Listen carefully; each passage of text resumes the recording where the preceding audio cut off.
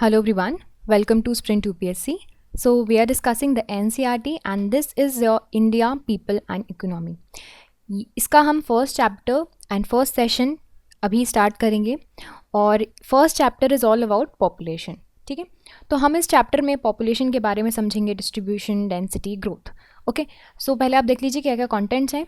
हम देखेंगे कि किस तरह से पॉपुलेशन का डिस्ट्रीब्यूशन होता है, डेंसिटी ऑफ पॉपुलेशन क्या है, पॉपुलेशन का ग्रोथ कैसे होता है, और इस पॉपुलेशन में रीजनल वेरिएशंस क्या हैं, पॉपुलेशन कॉम्पोजिशन क्या है, यानी कि रूरल अर्बन कॉम्पोजिशन क्या है, लैंग्वेज के बेसिस पे क्या कॉम्पोजिशन है, रिलीजियस कॉम्पोजिशन क्या है, और वर्किंग पॉपुलेशन का क्या कॉम्पोजिशन है.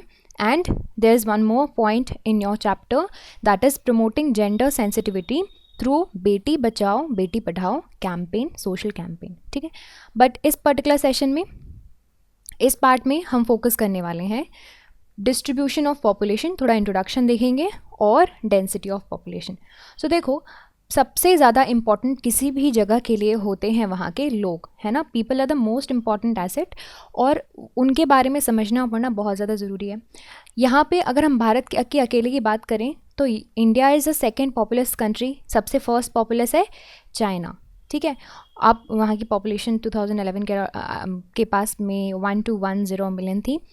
अब इंडिया की पॉपुलेशन, अगर आप सिर्फ भारत की पॉपुलेशन देखोगे तो बहुत से देशों की पॉपुलेशन से ज़्यादा ही है ना. और अगर पूरे देशों तो छोड़ो, पूरे के पूरे कॉन्टिनेंट से ज़्यादा है. जैसे कि north America, south America, Australia को एक साथ रख भी दिया जाए तो भारत की पॉपुलेशन इन सबसे कई ज़्यादा है. इसके अलावा ये भी आर्ग्यू किया जाता है कि such a large population invariably puts pressure on its limited resources. तो देखो, कोई भी लैंड का, किसी भी पर्टिकुलर प्लेस का कुछ ना कुछ लिमिट्स होंगी, है ना. उसमें जितने भी रिसोर्सेज पाए जाएंगे उनके कोई लिमिट्स होंगी. सपोज यहाँ पे 4 पेड़ लगे हुए हैं, है ना. तो ये 4 पेड़ जो हैं वो सिर्फ और सिर्फ कुछ पर्टिकुलर नंबर ऑफ पीपल को ही सस्टेन कर पाएंगे, है ना. तो ये तो एक रिसोर्स का एक एग्जाम्पल हो गया. इस तरह से कई तरह के रिसोर्सेज हो सकते हैं. तो क्या है ना, ये पॉपुलेशन प्रेशर डालता है इस पर्टिकुलर रिसोर्स पे, उस लैंड की. And it is also possible for the many socio economic problems in the country. और ये काफ़ी क्लियर है that India has a very high uneven pattern population distribution, जो भी हमें आगे जाके भी देखेंगे. Here it is written the source of population data. तो क्या पॉपुलेशन डेटा का क्या सोर्स होता है, तो ये किससे कलेक्ट किया जाता है? सेंसस से, जनगणना से, जो कि हर 10 साल में करवाई जाती है. First ever population census Bharat में 1872 में कंडक्ट करवाया गया था और फर्स्ट कंप्लीट सेंसस कंडक्ट करवाया गया था 1881 में. तो ये डेट इंपॉर्टेंट है, ठीक है. और इस तरह से हर 10 साल में उसके बाद से क्या होता है? सेंसस होता है. Now here you will see, ये जो है ना डिस्ट्रीब्यूशन ऑफ पॉपुलेशन 2011 का मैप है. तो इसमें आप देख लीजिए, यहाँ पे डार्क रीजन्स दिख रहे हैं ना, यहाँ पे देख लीजिए इसके अकॉर्डिंग. तो वहाँ पे ज़्यादा पॉपुलेशन, तो यहाँ पे देखोगे कि जो परसेंट शेयर ऑफ पॉपुलेशन है यूनियन एंड टेरिटरीज़ का, तो यहाँ पे आपको पूरा मैप में दिया हुआ है. उत्तर प्रदेश के पास सबसे ज़्यादा पॉपुलेशन है, फिर उसके बाद महाराष्ट्र वाला रीजन है जहाँ पे पॉपुलेशन है, फिर बिहार वाला रीजन है, और फिर वेस्ट बंगाल है. ठीक है, यूपी, महाराष्ट्र, बिहार, वेस्ट बंगाल, आंध्र प्रदेश, फिर उसके बाद Tamil Nadu, Madhya Pradesh, Rajasthan, Karnataka, Gujarat.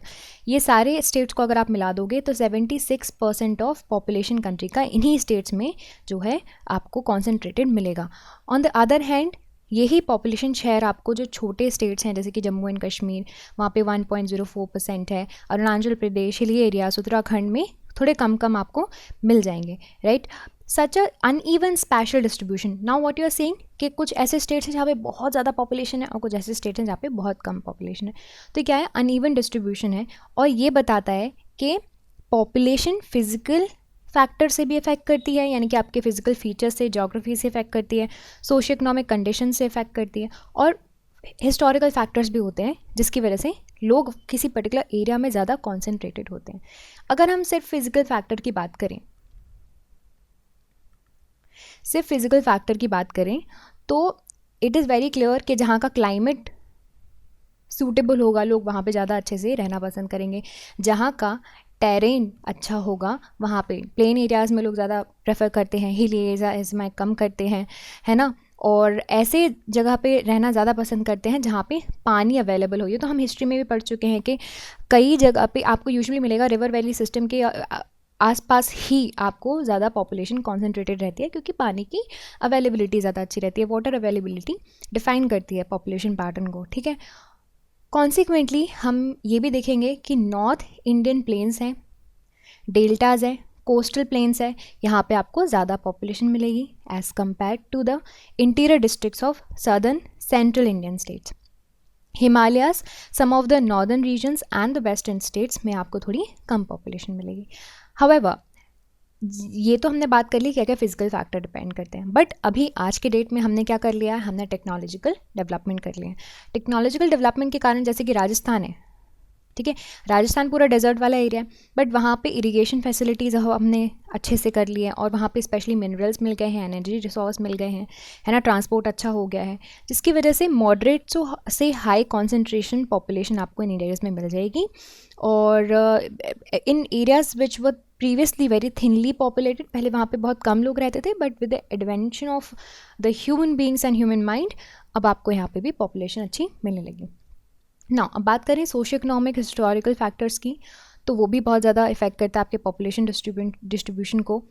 An important factor is the evolution of settled agriculture and agricultural development, ठीक है। Second is the pattern of human settlements and the development of transport network, फिर इंडस्ट्रीज़ आ गए, अर्बनाइजेशन हो गया, तो उसकी वजह से भी बहुत से फैक्टर्स जो हैं जो कि इफेक्ट करते हैं।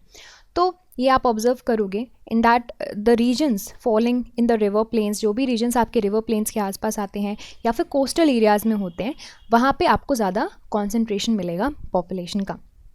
इवन दो ये जो नेचुरल रिसोर्सेज का यूज़ है, जैसे कि लैंड और वाटर का, यहाँ पे आपको धीरे धीरे डिग्रेडेशन मिलेगा, but the concentration of population यहाँ पे हमेशा से ज़्यादा ही रहेगी, क्योंकि हिस्ट्री है ह्यूमन सेटलमेंट की। यहाँ पे लोग क्या हो गए हैं, बस गए हैं, तो उन्होंने अपने रहने के तरीके इन एरियाज़ में क्या कर लिए हैं, इन एरियाज़ में ढूंढ लिए हैं। और इससे क्या होता है, इन सब से क्या होता है, यहाँ पे इन्होंने ट्रांसपोर्टेशन ह्यूमन सेटलमेंट कर लिया, इसी वजह से यहाँ पे आपको लार्ज कॉन्सेंट्रेशन ऑफ पॉपुलेशन मिल जाएगा।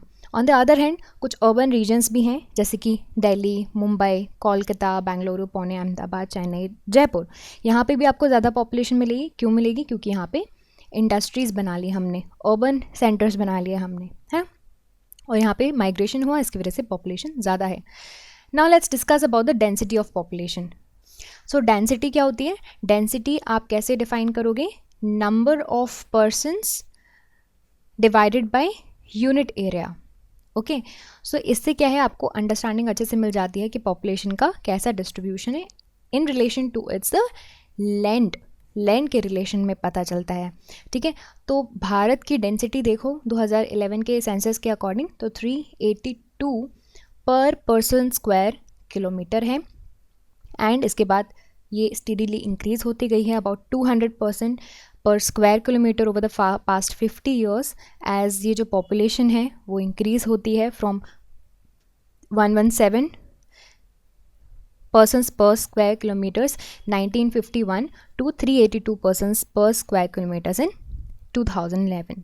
यहाँ पे और भी डेटा दिया हुआ है, the data give an idea about the special variation of the population densities in the country which ranges from as low as 17% per square kilometers in Arunachal Pradesh to 11297 persons। तो यहाँ पे आपको क्या है, एक डिफरेंस मिल गया रीजन वाइज भी।